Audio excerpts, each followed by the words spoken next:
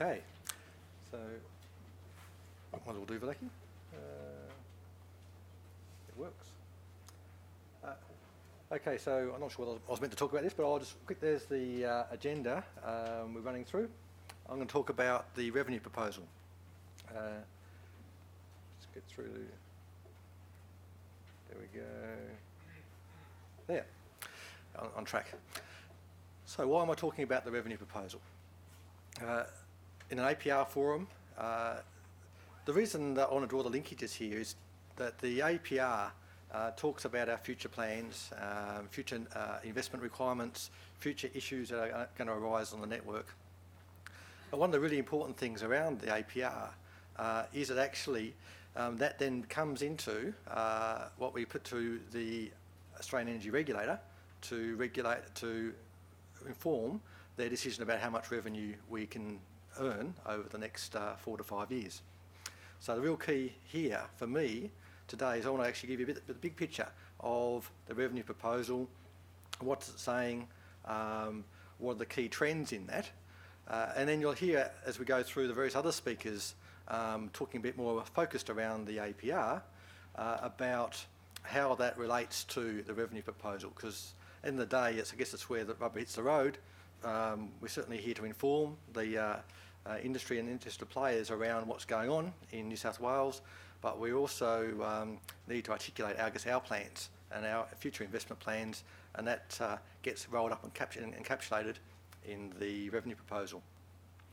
For those, and I look around and a lot of the people here are actually industry veterans, but just to recap on the revenue proposal process, what that is that the Australian Energy Regulator makes a decision, effectively a 4 or 5 year fixed term contract with TransGrid on how much money we can earn for the service levels that we to provide based on forecasts of our operating expenditure and our capital expenditure.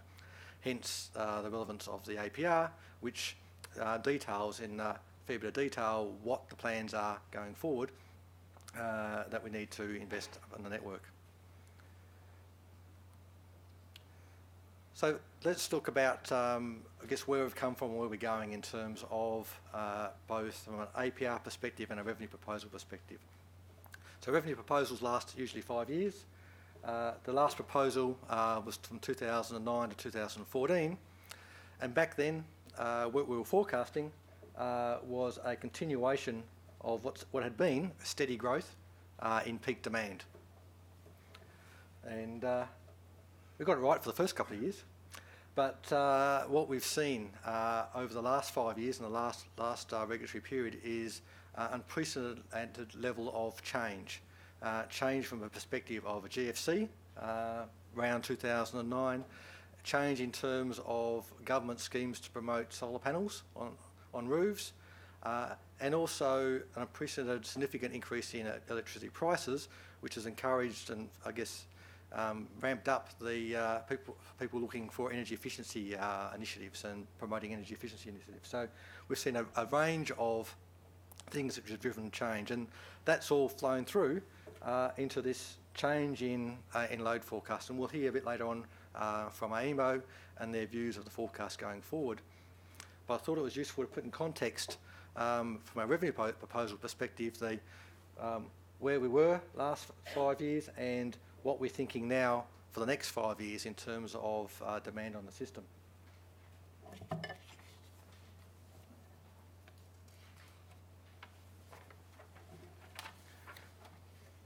So what that means in terms of capital expenditure, this is a fairly busy graph, but I'll walk you through it. So this graph is on the left-hand side here, the last 5 years of capital expenditure, or certainly network capital expenditure.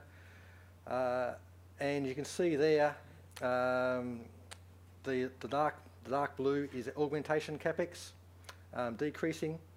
The green is our replacement capex. In here, in the light blue, is capex and projects which, while they are an augmentation for TransGrid, are actually there to replace infrastructure in the distribution system. So it's sort of halfway between replacement and augmentation from a sort of definition perspective. So in terms of looking back over the last 5 years, the point I wanted to make was we've seen a rapid decrease, or significant decrease in augmentation capex in response to that change in load forecast. For these 5 years, our revenue application approved by the AER had around about $2.9 billion of capex in it, of projects. What we've seen as TransGrid has seen the change in load forecast and responded by either deferring or cancelling projects is that we've actually reduced our capex. So the capex we end up spending in the last 5 years was around $2.1 billion. So we've reduced our capex by just under $800 million in response. And you can see that in the falling off of augmentation capex. There's a number of projects coming there. Going forward, we can see here that the augmentation capex is about 80% less than, oops, go back, wrong button, than in the previous 5 years. So you can see a real shift in where the money's going from the last 5 years to the future 5 years. So we're really seeing that shift. Overall, between the two regulatory periods, there's actually a 28% reduction in forecast capex. But we're also seeing in here is actually a significant increase in our replacement capex, and it's one of the reasons Gary will be talking a bit later on, a little bit around the replacement program, how we come up with that, and our methodologies. But in terms of just maybe looking at from a high-level perspective, in terms of our replacement program, just a quick high-level benchmark, as dangerous as benchmarks are. Here, comparing TransGrid's replacement program going forward as a percentage of our overall asset value, compared with some other industry players. So you can see here we've got, compared to National Grid over in the UK, obviously significantly less. SP AusNet in their last decision, Powerlink, we've got TransGrid there, Electranet, Transpower New Zealand, and TransEnd. So you can see here that there's actually, probably we're not out of the ordinary, we're certainly not an outlier in terms of our replacement capex, and that even though there's been a significant jump in our replacement capex, we still are comparable to other players and other networks around the place. So that capex feeds into a total revenue requirement the AER determines. The AER uses a building block approach where they look at return on and off capex on capital, O&M, allowances, service incentive schemes and the like. And what I wanted to point out in this slide here is we've come from a period of forecast growth based on those original load forecasts back in 2008. Going forward, in real terms, our revenue is going to stay the same. Well, that's what we're proposing to the AER, that our revenue stays the same in real terms going forward. And I personally actually are quite achieved that we've actually been able to achieve basically a flat line in real terms for revenue, because through various innovations and different ways of looking at projects, and you're going to hear about that through some of the other speakers today, but what's important is looking back and saying, well, this is how it flows through, and this is how the revenue line looks as we're proposing.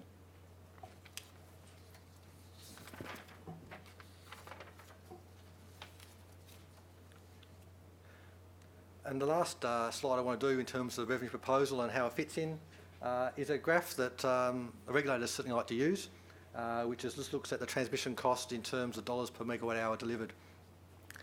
I should point out that that cost is in terms of revenue.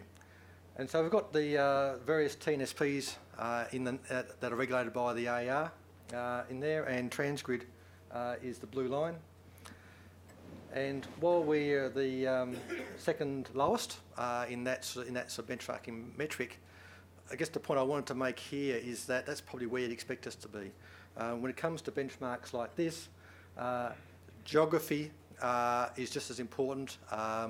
Low density is just as important. Their economies of scale are just as important as any question of around efficiency. So while we are no, second lowest in terms of that cost per megawatt hours delivered. It's probably where we should be, given our geography and our size, and it's probably less a reflection on efficiency and more a reflection on the nature of the TransGrid network. But it is a metric that the regulator likes to roll out, so I thought it was worth putting up there and seeing where we sit compared to other businesses.